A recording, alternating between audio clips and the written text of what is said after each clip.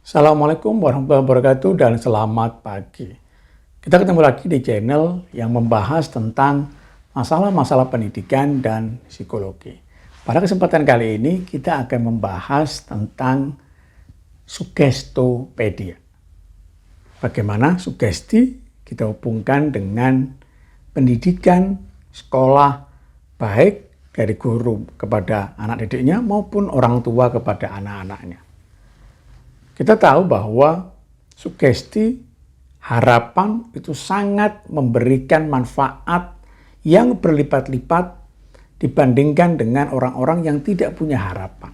Dengan harapan tertentu, dengan harapan yang sangat tinggi, banyak penelitian yang menunjukkan bahwa banyak hal yang semestinya tidak mampu dilakukan tetapi itu bisa dilakukan. Saya akan memberikan beberapa ilustrasi penelitian-penelitian yang berhubungan dengan sugesti dan kejadian-kejadian yang sangat menggembirakan.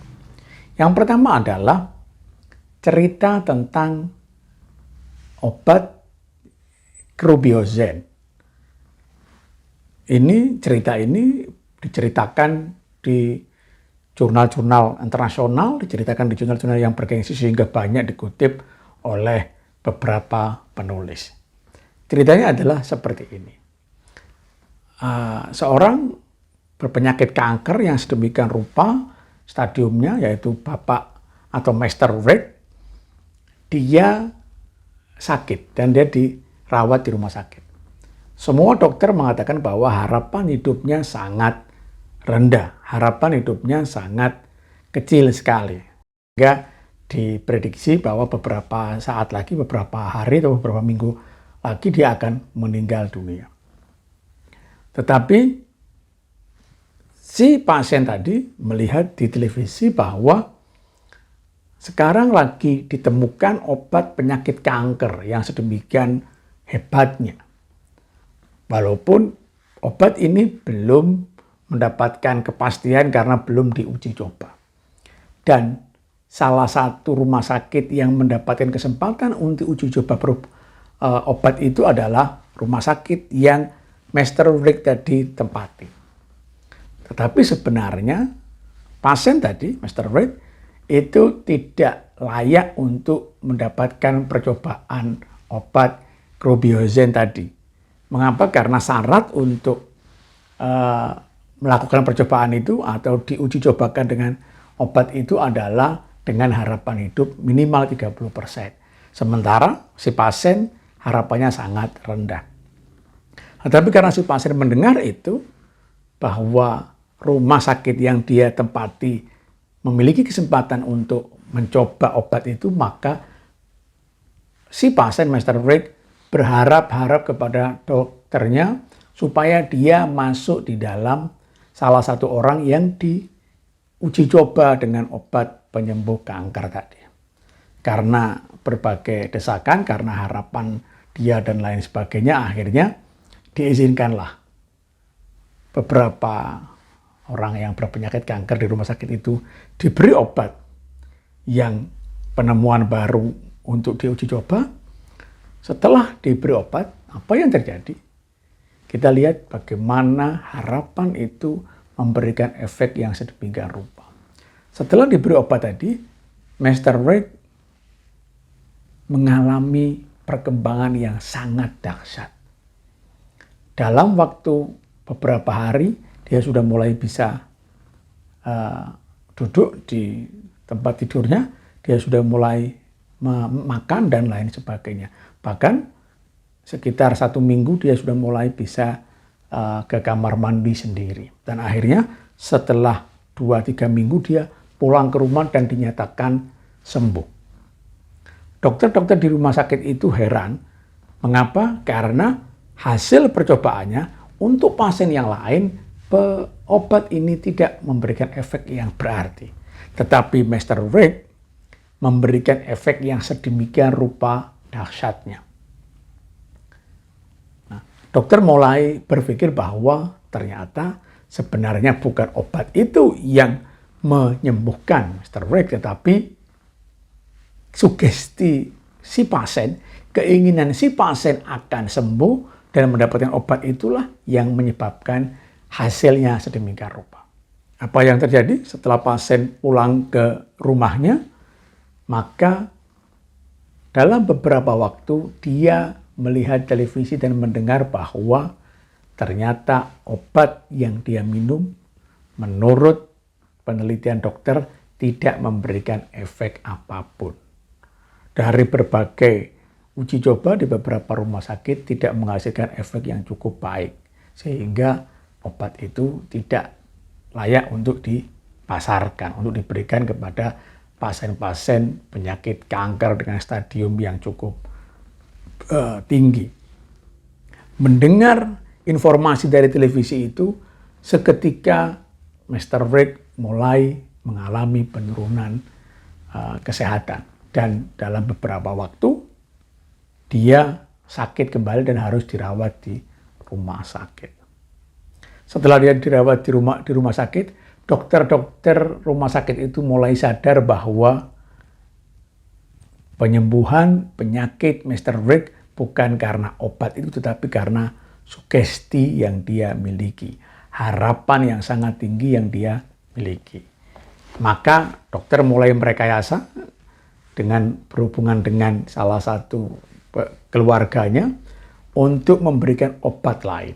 Kemudian Mr. Rick diyakinkan bahwa ada Kribiozen jenis baru yang sekarang ditemukan dan menghasilkan sesuatu yang sangat dahsyat.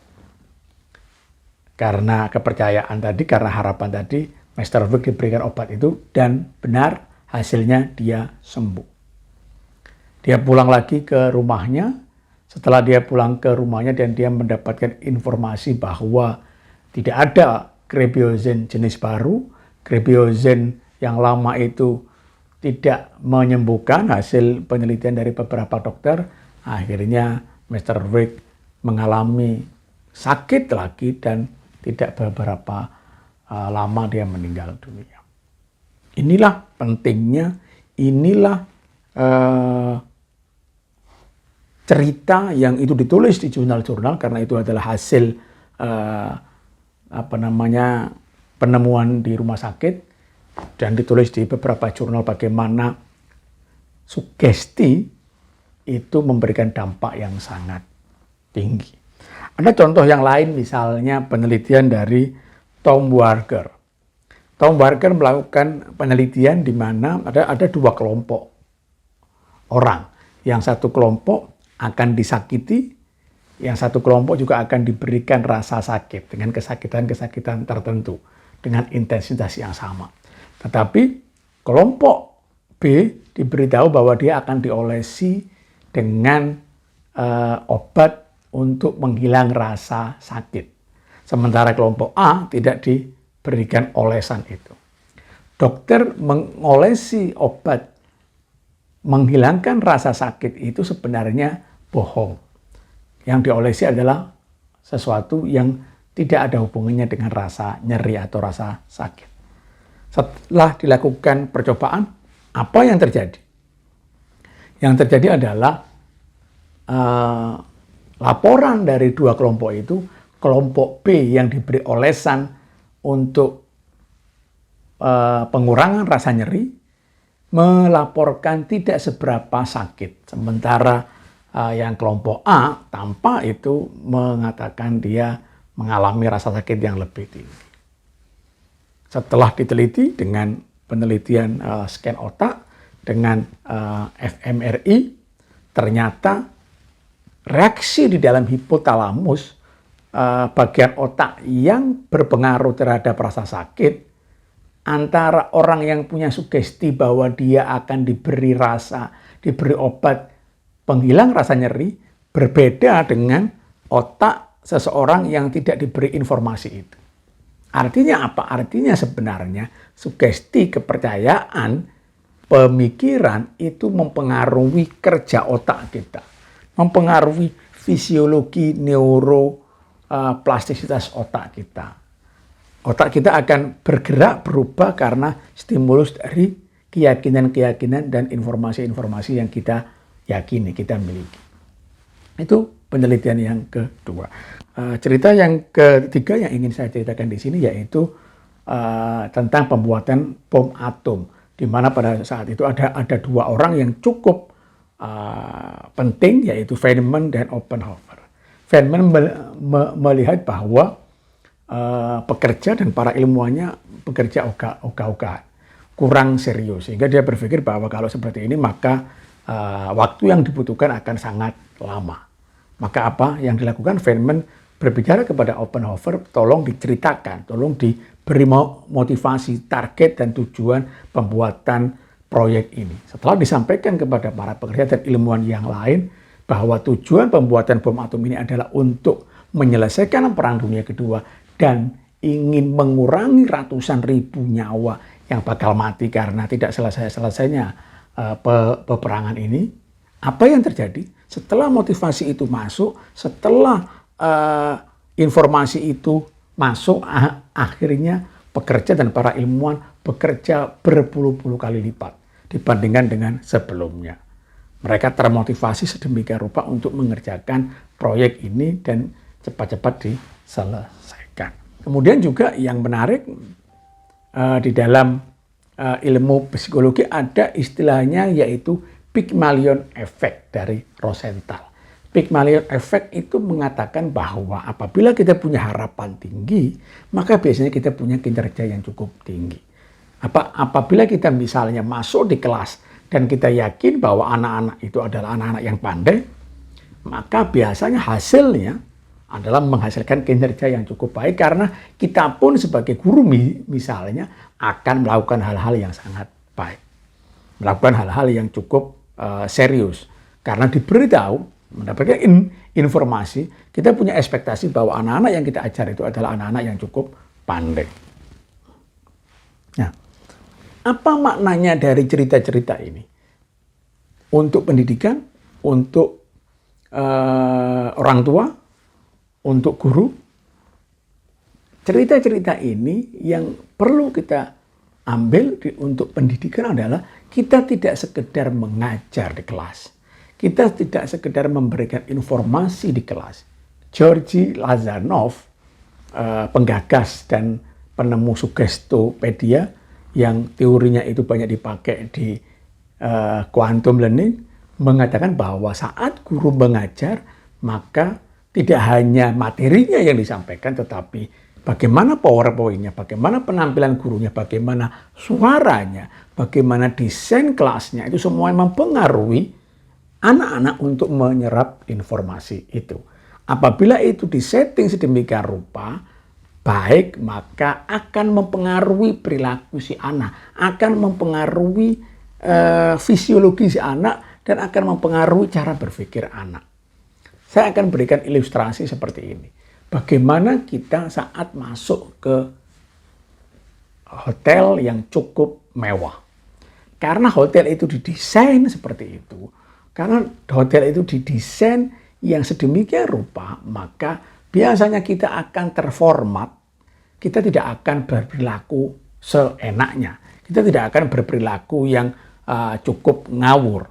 Kenapa? Bukan karena perilaku kita, tetapi setting hotel itu mempengaruhi perilaku kita. Nah, Sugestopedia adalah seperti itu. Media desain dan lain sebagainya itu mempengaruhi juga harapan seorang guru. Makanya saya pernah melakukan beberapa percobaan di sekolah-sekolah dan di kelas yang saya ajar, bahwa saat guru itu diberitahu bahwa kelasnya adalah anak-anak pandai, saat guru itu diberitahu bahwa dia masuk di kelas unggulan, maka persiapan guru itu, maka cara mengajar guru itu, maka ketelatenan guru itu terhadap anak-anak itu akan meningkat, akan menjadi lebih baik. Walaupun sebenarnya misalnya kelas itu biasa-biasa saja. Demikian juga sebaliknya, apabila anak-anak itu diberitahu bahwa guru yang mengajar di kelas mereka adalah guru-guru yang baik, guru-guru yang profesional, guru-guru yang sering mendapatkan hasil yang cukup baik saat anak-anak itu diajar, maka anak-anak itu akan lebih antusias.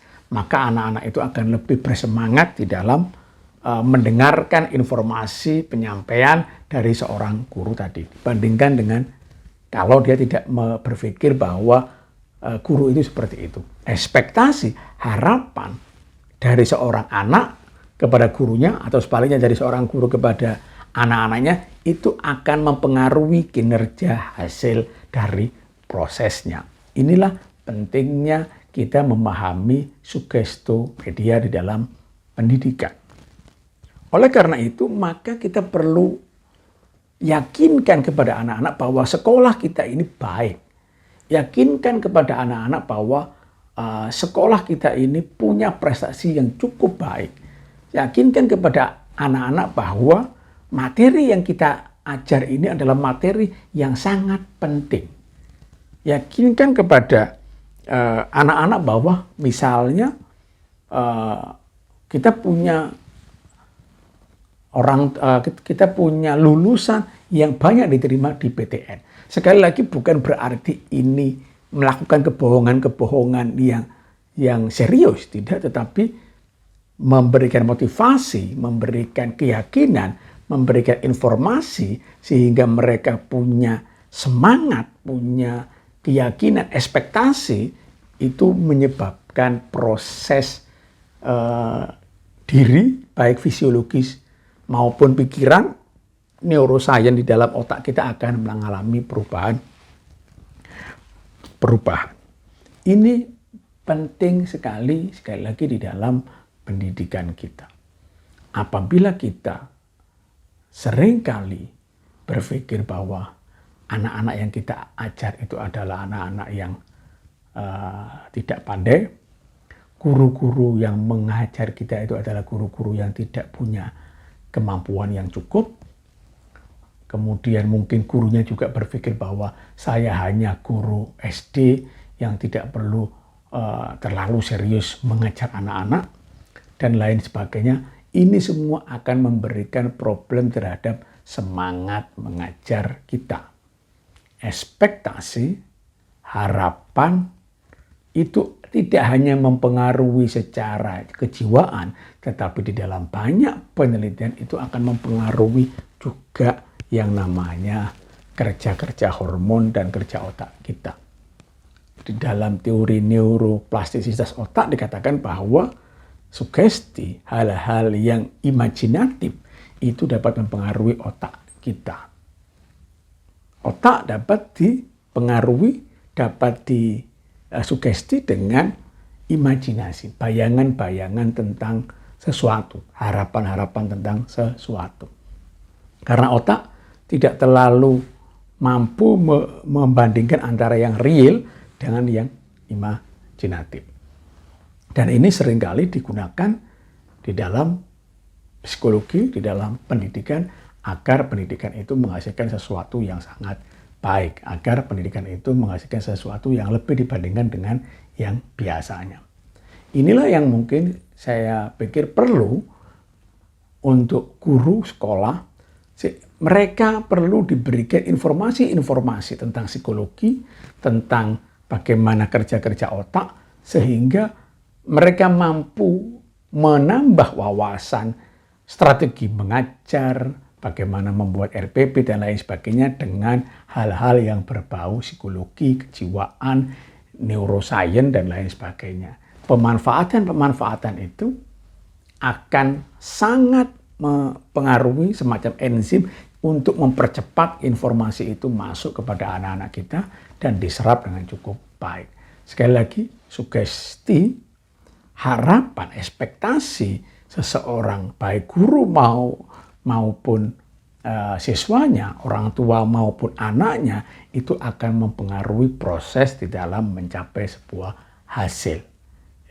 Mungkin itu diskusi dari kita bagaimana pentingnya Sugestopedia yang awalnya digagas oleh Georgi Lazanov, kemudian diterapkan di dalam quantum learning, dan itu didukung oleh penelitian-penelitian baik psikologi, neuroscience maupun yang lainnya. Kurang lebihnya itu yang kita diskusikan pada kesempatan kali ini. Terima kasih. Assalamualaikum warahmatullahi wabarakatuh.